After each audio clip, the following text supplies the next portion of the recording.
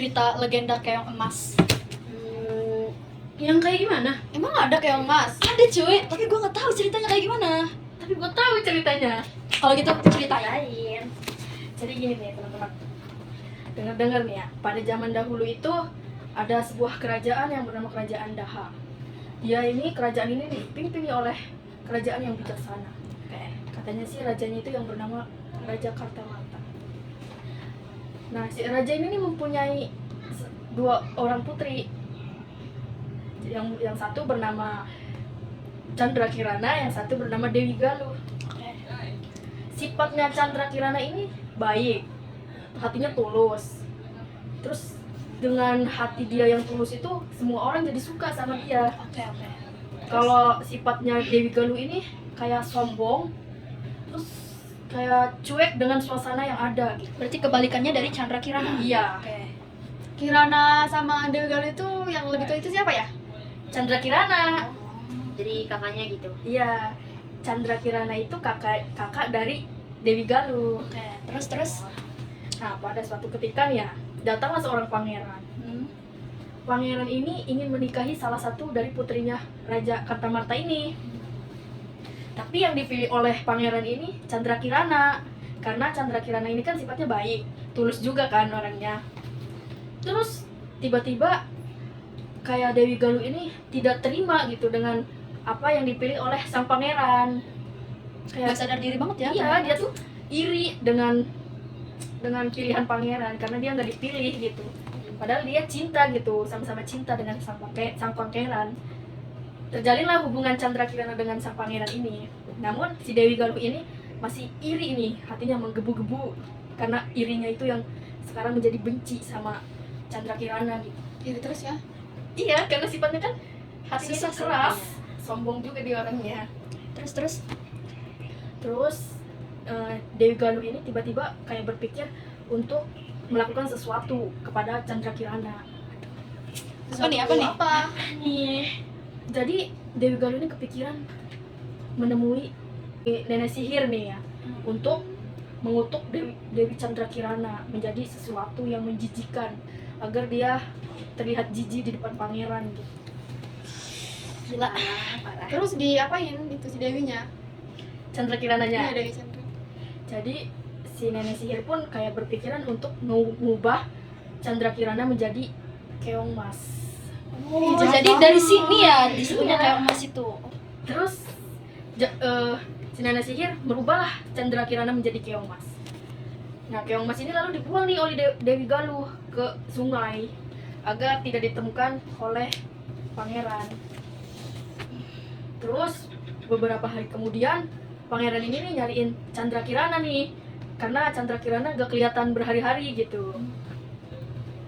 Terus respon si Dewi Galuhnya gimana setelah ditanyain itu? Ya dia bilang Chandra Kirana ini hilang di hutan. Wah, gila nih. Terus. Pangeran pun tidak percaya pada omongan yang diomong oleh Dewi Galuh. Karena Dewi Galuh juga sempat ngomong kayak Chandra Kirana ini udah meninggal di dalam hutan. Terus kayak pangeran ini kayak kepikiran buat nyari Chandra Kirana nih. Dia inisiatif buat nyari Chandra Kirana karena nggak mungkin Chandra Kirana tiba-tiba menghilang lalu meninggal. Iya, betul sih benar. Suatu ketika si pangeran ini berjalan nih ke hutan mencari si Chandra Kirana. Di tengah-tengah hutan si pangeran ini ketemu nih sama burung gagak hitam. Ternyata burung gagak itu seorang kakek-kakek.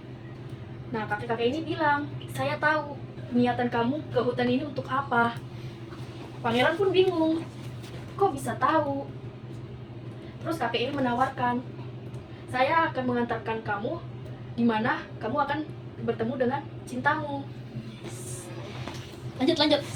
Terus sang pangeran pun mengikuti si burung gagak itu.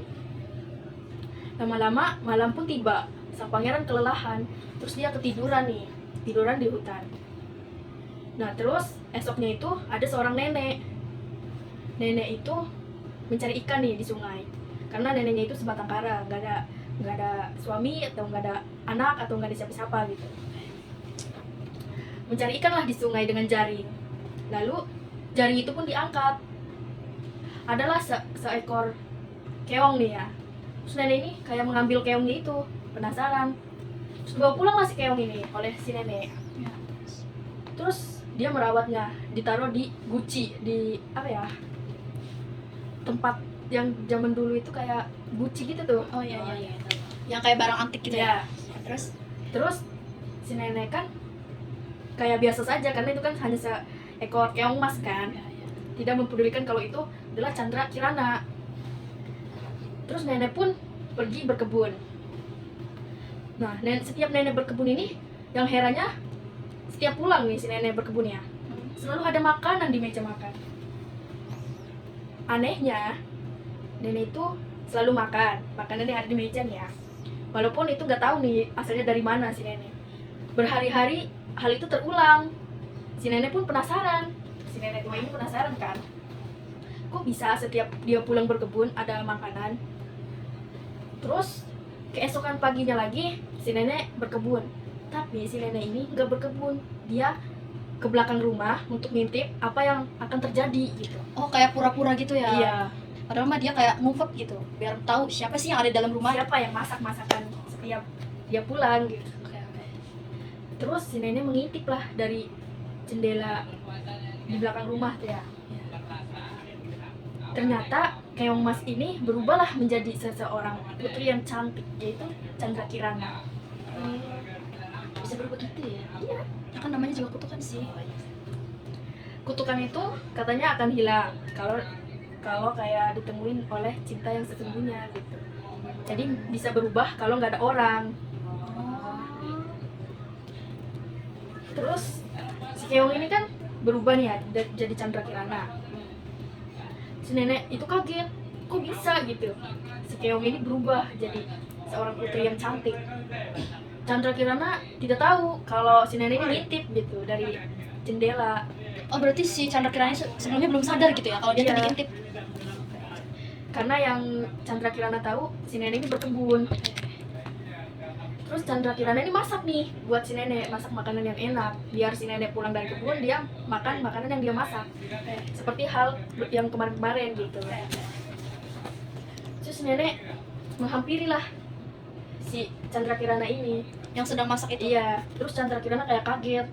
Kok dia baru pergi udah pulang gitu. Kan biasanya menunggu menjelang sore dulu baru si nenek pulang. Ini dia baru masak, tapi si nenek udah pulang. Terus si nenek kayak ngomong, "Sebenarnya kamu ini siapa?" gitu. Terus Chandra Kirana kaget. Dia menceritakanlah kejadian waktu dia disihir oleh si nenek sihir itu yang diperintahkan oleh Dewi Galuh. Terus respon si neneknya gimana? Si nenek pun ya kayak mengerti karena keadaan yang dialami gitu. Jadi si nenek pun merawat Chandra Kirana. Terus si pangeran ini nih masih ngejalin kayak perjalanan mencari Chandra Kirana. Terus si pangeran ini nemuin rumah tua yang itu adalah rumah si nenek itu yang merawat Chandra Kirana. Terus dia beristirahatlah di rumah itu. Tidak tahu nih kalau di dalamnya itu ada Chandra Kirana yang dia cari.